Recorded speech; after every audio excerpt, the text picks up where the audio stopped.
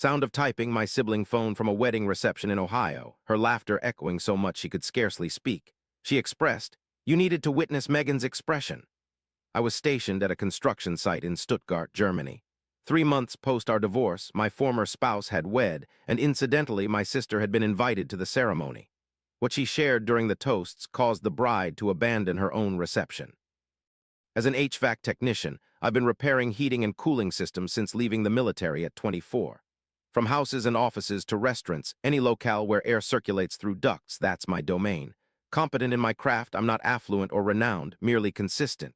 Megan and I exchanged vows when I was 29. She was an event coordinator, handling weddings, corporate dinners, fundraisers. She adored the vitality of it. I cherished that she found joy in something. We purchased a humble abode beyond Columbus. A pair of cars, a canine named Biscuit, weekday meals on the couch. Our lives were ordinary. The issue originated when she started collaborating with a photographer named Derek on her organized events. He was her regular shooter. She frequently discussed him, his skill for framing, his client handling abilities, and how he grasped her vision. I dismissed it as ordinary workplace chatter. Then came the late nights, weekend getaways for out-of-town events, a phone that was always placed face down on the counter. I inquired once if something untoward was occurring. She reacted dismissively, labeling me insecure. She said Derek was a colleague and I needed to mature, so I let it be. That was my initial error. One Tuesday in March, my dispatcher assigned me an emergency call. The routine tech was ill, and a client on Miller Road required their heat pump inspected before a cold wave. I equipped my van and embarked on a 40-minute journey to a countryside lake house. Upon arrival at the gravel driveway, I noticed Megan's white Civic parked behind a black SUV. Originally, my wife was supposed to attend a conference in Pittsburgh, as she had mentioned on Sunday night while packing her bag and giving me a goodbye kiss. Instead of going to the front door, I circled around the house to examine the outdoor unit where our heat pump is located. The back porch had floor-to-ceiling glass windows, through which I saw Megan sitting on the couch with Derek, his arm around her and her head resting on his shoulder. 2 wine glasses were placed on the coffee table. A suitcase was open on the floor. I took a picture of this scene with my phone. Afterward, I contacted dispatch and requested a different assignment for that address, claiming a scheduling issue. Upon returning home, I didn't show any signs of agitation as I drove carefully without stopping or speeding. Megan returned from the conference on Wednesday night, entering our house while still wearing her lanyard around her neck, a detail I appreciated. She gave me a peck on the forehead and reported that the speakers were dull, but the hotel was good. Examined the lanyard. It originated from a marketing summit in Pittsburgh, a genuine event.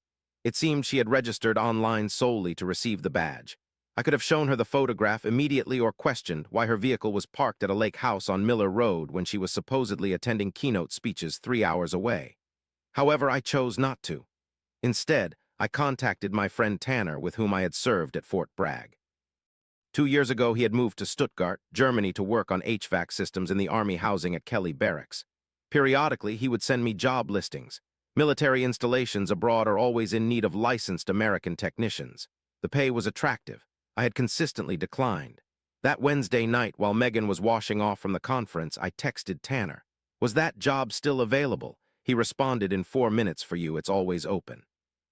I didn't sleep that night, but I wasn't wallowing in self-pity. On a Thursday morning, I completed the Department of Defense contractor position application on my laptop, then drove to an attorney's office on East Broad Street. Within half an hour, I presented him with a FOD and inquired about expediting the process.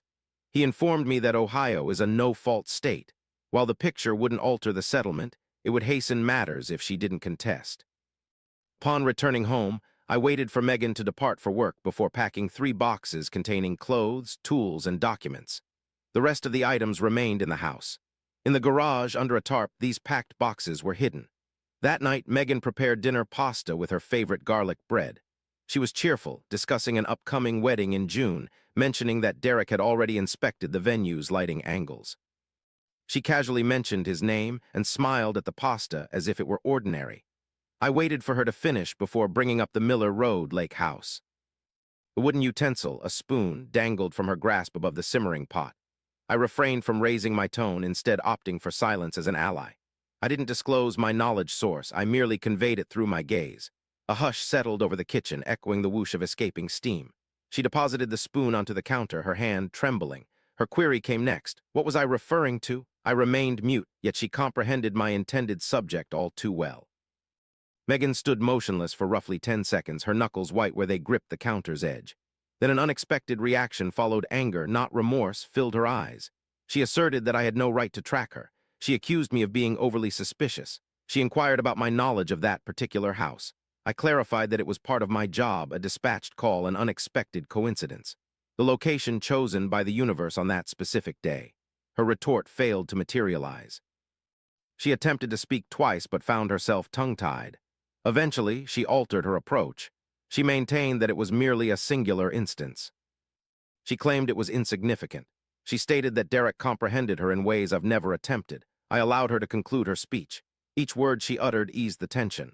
Then I informed her the attorney had initiated the documentation process. I disclosed my intention to leave the house and not return. I also mentioned that she could keep the biscuit since I was relocating to another country. She chuckled, saying, "You're not going anywhere," she added. "You wouldn't last a week without me." I grabbed my phone, walked to the garage, loaded the 3 boxes into my van, and departed the driveway while she remained in the kitchen doorway, still clutching the wooden spoon. That was the final time I saw her face to face. The subsequent 5 weeks were spent dealing with paperwork and waiting. My attorney managed the divorce filing. Tanner expedited my application through the contractor pipeline at Kelly Barracks, handling background checks, security clearance, and the entire DOD process. Spent time at my sister Jess's residence in Columbus during a transitional period, took on temporary HVAC assignments for occupational purposes, checked emails daily for clearance approval, which eventually came through on a Thursday, enabling me to purchase a one-way flight scheduled for Sunday. Megan didn't challenge the divorce. She signed all documents my lawyer provided without resistance, relinquishing the house, savings, and other possessions. I assumed she desired my swift departure so she could initiate a fresh start unburdened by lingering guilt. The house was sold a month afterwards. We divided the proceeds equally. I transferred my portion to a German bank account after Tanner assisted with its setup. By late May, I had obtained a badge, work schedule, and a small apartment 20 minutes from the base in a different continent. My new job shared similarities with the previous one, but the environment was different. The crew members were primarily veterans like me. We dined together, grumbled about the German climate, and avoided discussing our exes. My sister phoned once a week. In one of those conversations, she casually mentioned Megan had already moved in with Derek.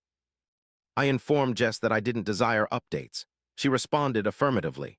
However, 6 weeks afterward, Jess contacted me again, stating, "You won't believe this." It was revealed that Megan and Derek were getting married 3 months following the finalization of our divorce. My sister obtained the information via the catering network, as she has connections with every event venue in Central Ohio. The wedding took place at a restored barn outside Delaware, complete with string lights and exposed beams, which cost more than my vehicle. Interestingly, Derek had employed a catering company for the ceremony, with Jess's own company being tasked with handling desserts as a subcontractor.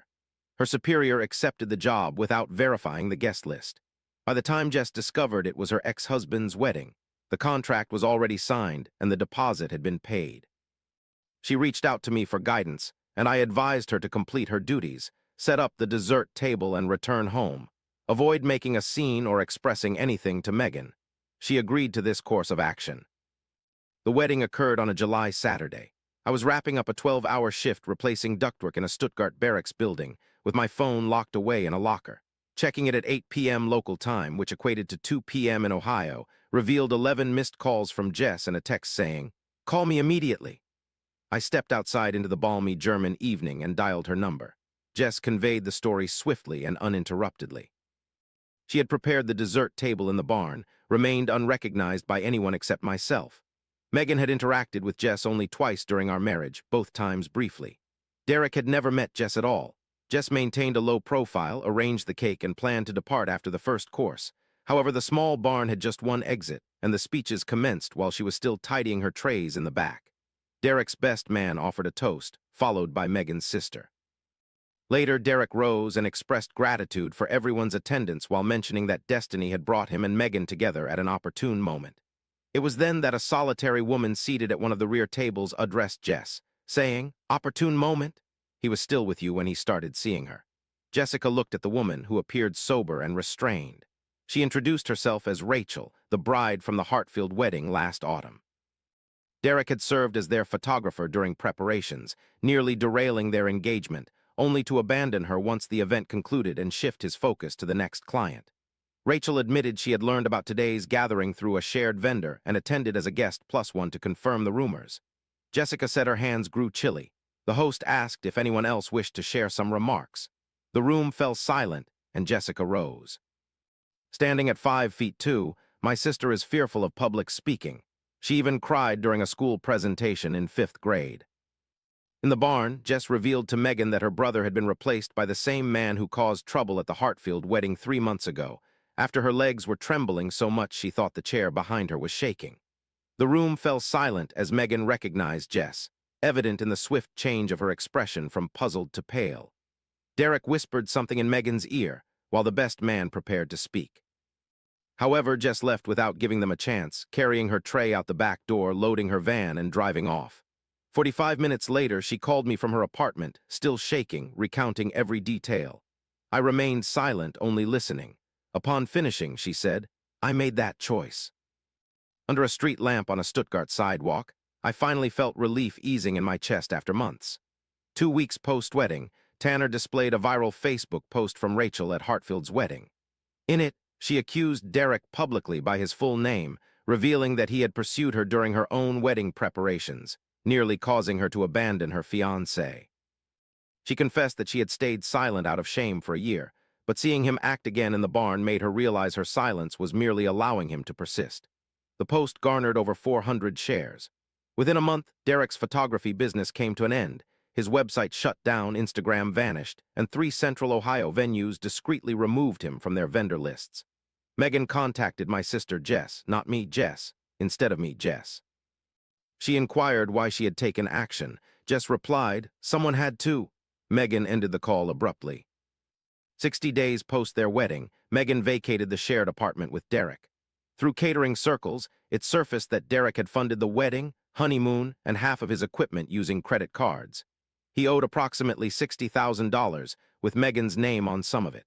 Swapping a mortgage-free house and a dependable spouse for a man struggling to pay for camera lenses was her choice.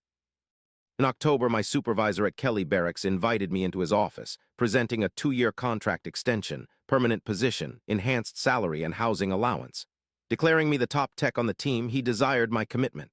I affixed my signature before he completed the sentence. That night, I strolled to a bar near my apartment frequented by the crew on Fridays. Tanner was already there, 2 beers down. I shared about the contract extension. He responded with a toast, "Welcome home." Before I could drink, my phone vibrated. Photo from Jess, Megan exiting Franklin County Courthouse individually, clutching a manila folder. 8 months into matrimony, her second divorce. Jess had penned a brief caption.